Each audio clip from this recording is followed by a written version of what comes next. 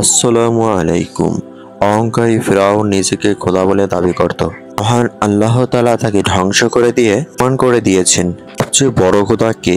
প্রিয় দর্শক, ফিরআউন মিশরে এমন একজন বাদশা ছিল যে নিজেকে খোদা বলে দাবি করত আর মানুষকে জোর জবরদস্তি করে নিজের পূজা করাতো এবং বনী ইসরায়েল সম্প্রদায়ের উপর জুলুম নির্যাতন করত। এই জুলুমকারীর পরিণতি এমন হলো যে মহান আল্লাহ তাআলা তাকে ধ্বংস করে দেওয়ার পর আর জমিন তাকে গ্রহণ করলো, পানি তাকে গ্রহণ করলো, বরং তার লাশ অক্ষত অবস্থায় থেকে গিয়েছে এবং কিয়ামত পর্যন্ত এভাবেই থাকবে। দেশে পৃথিবীর জন্য নিদর্শন হয়ে থাকে এবং সবাই বুঝতে পারে জুলুমকারী কিংবা সীমা লঙ্ঘনকারীর পরিণতি কি হতে পারে।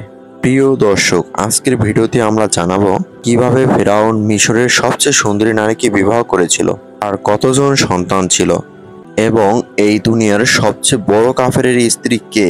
মহান আল্লাহ তাআলা কেন জান্নাতি হিসেবে ঘোষণা দিয়েছেন, তিনি কি এমন করেছিলেন তার কারণে মহান আল্লাহ তাআলা তাকে জান্নাতে প্রবেশ করাবেন। প্রিয় দর্শক, ফিরআউন যখন বাদশা হলো তখন থেকেই সে তার জুলুম এবং অত্যাচার শুরু করে। আর যখন সে বিবাহের জন্য মনস্থির করে তখন সে মিশরের সবচেয়ে সুন্দরী নারীকে বিবাহ করার সিদ্ধান্ত নেয়। আর সেই সময় মিশরের সবচেয়ে সুন্দরী নারী ছিলেন আসিয়া। ফেরাউন বিয়ের প্রস্তাব পাঠায় রিয়াদ বিন অলিয়াদের কন্যা আসিয়াকে। রিয়াদ বিন অলিয়াদ ইউসুফ আলাইহিসসালামের মাধ্যমে বাদশা হয়েছিলেন এবং তিনি ইউসুফ আলাইহিসসালামের উপর ঈমান এনেছিলেন। যখন তাদের নিকট ফেরাউনের তরফ থেকে এই প্রস্তাব আসে, এই ব্যাপারে তাদের কোনো মতামত ছিল না, কারণ ফেরাউন প্রথম থেকেই জুলুমকারী বাদশা এবং সেই সময় ফিরআউন ছিল মহাপ্রতাপশালী বাদশা। সে তার বাদশাহী শক্তিকে কাজে লাগিয়ে জোরপূর্বক হযরত আসিয়াকে বিয়ে করে এবং হুমকি দেয় এই বিয়েতে রাজি না হলে হযরত আসিয়ার পিতাকে হত্যা করা হবে। কিন্তু বিবাহের পর মহান আল্লাহ তাআলা হযরত আসিয়াকে ফিরআউনের কবল থেকে হেফাজত করেন এবং ফিরআউন তার উপর কিছু করতে পারত না। তখন ফিরআউন বিবাহের পর হযরত আসিয়ার সঙ্গে প্রথমবার মিলিত হবার জন্য ঘরে প্রবেশ করে। তখন মহান আল্লাহ তাআলা তার অসীম কুদরতে ফিরআউনকে সারা রাতের জন্য ঘুম পাড়িয়ে দেয়, যার কারণে সে আসিয়াকে কিছুই করতে পারেনি। এভাবে মহান আল্লাহ তাআলা আসিয়াকে হেফাজত করেন। কিছু কিছু কিতাবে এসেছে বিয়ের পর মহান আল্লাহ তাআলা ফিরআউনের পুরুষত্বকে শেষ করে দিয়েছিলেন এবং আসিয়াকে হেফাজত করেছিলেন।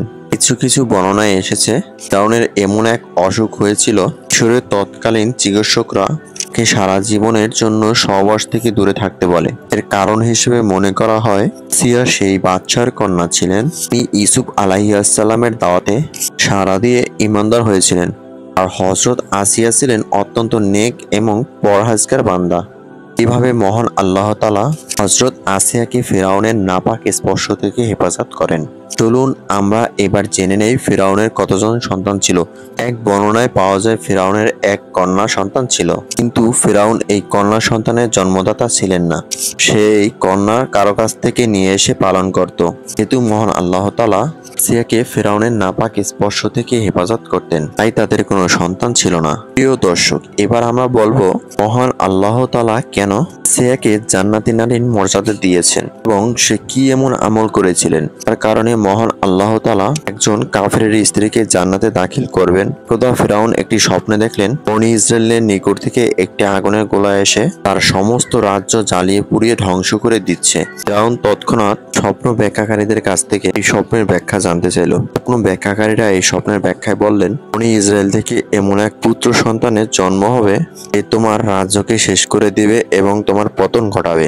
এই ব্যাখ্যা শোনার পর ফিরআউন আদেশ দিল বনী ইসরায়েলের যখনই কোনো ছেলে সন্তান জন্ম হবে তখনই তাকে হত্যা করা হবে। তখন হযরত মুসা আলাইহিসসালামের জন্ম হয়। তখন তার মা সিন্দুকে করে হযরত মুসা আলাইহিসসালামকে নীল নদে ভাসিয়ে দেয়। মহান আল্লাহ তাআলার কুদরতে সিন্দুক ভাসতে ভাসতে ফিরআউনের দরবারের নিকট গিয়ে পৌঁছে যায়। তখন এই সিন্দুক আসিয়া দেখতে পায়। তখন আসিয়া এই সিন্দুকটি খুলে এর ভেতরে একটি অপূর্ব সুন্দর বাচ্চা দেখতে পায়। এই বাচ্চাটিকে দেখে হযরত আসিয়া অত্যন্ত খুশি হলেন। তিনি এই বাচ্চার নাম রাখলেন মুসা।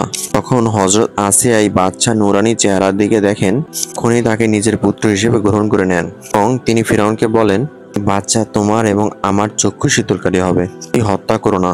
এই সময় ফিরআউন বলে, তুমি এই বাচ্চাটিকে নিজের কাছে রাখতে চাইলে রাখতে পারো, এতে আমার কিছুই যায় আসে না। রাসূলুল্লাহ সাল্লাল্লাহু আলাইহি ওয়াসাল্লাম বলেন, সিয়ার মতো ফিরআউনও যদি বিশ্বাস করত বাচ্চাটার চক্ষু শীতলকারী হবে, তবে মহান আল্লাহ তাআলা এই হেদায়েত দান করতেন এবং তাকেও হযরত আসিয়ার মতো ঈমানের উপর রাখতেন। কিন্তু ফিরআউনের নসিবে কেন হেদায়েত ছিল না, তার কারণে এই ব্যাপারে তার কোনো পরোয়াই ছিল না।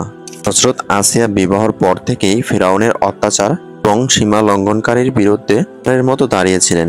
এখন হযরত মুসা আলাইহিস সালাম প্রাপ্ত হন এবং ফিরআউনের জাদুর খেলায় তাকে পরাজিত করেন। উনি হযরত আসিয়া ঈমান আনেন এবং বহুদিন পর্যন্ত সেটি ফিরআউনের নিকট থেকে গোপন রাখেন। কিন্তু ফিরআউন যখন নিজেকে খোদা বলে দাবি করে এবং লোকদের থেকে জোরপূর্বক তার সিজদা আদায় করতে লাগলো, তখন আসিয়া সামনে এলেন এবং এই অন্যায়ের বিরুদ্ধে প্রতিবাদ করেন। তখনই ফিরআউন জানতে পারে হযরত আসিয়া মুসা নবী আলাইহিস সালামের খোদার উপর ঈমান এনেছে। তখনই সে আসিয়ার উপর জুলুম করা শুরু করে।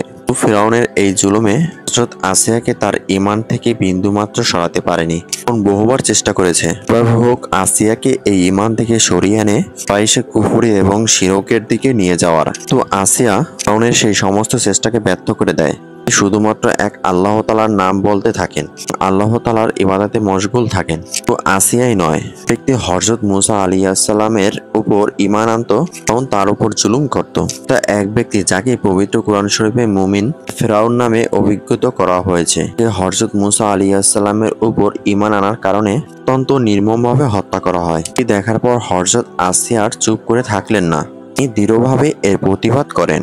তখন ফিরআউন দেখলো স্ত্রী তার বিরুদ্ধে কথা বলছে, তখন তার ভিতরে প্রতিশোধের আগুন জ্বলে ওঠে। হযরত আসিয়াকে অত্যন্ত কঠিনভাবে শাস্তি দিতে শুরু করেন। কিন্তু ফিরআউনের এই জুলুমে হযরত আসিয়াকে তার ঈমান থেকে বিন্দুমাত্র সরাতে পারেনি। হযরত মুসা আলাইহিস সালামের উপর ঈমান আনার কারণে তখন তার ভিতরে প্রতিশোধের আগুন জ্বলে ওঠে। হযরত আসিয়াকে অত্যন্ত কঠিনভাবে শাস্তি দিতে শুরু করেন। হযরত আসিয়ার দুই হাত দুই পা এমনভাবে লোহার শিকলে আটকে দেয় যে তিনি নাড়াচড়া করতে পারবেন না।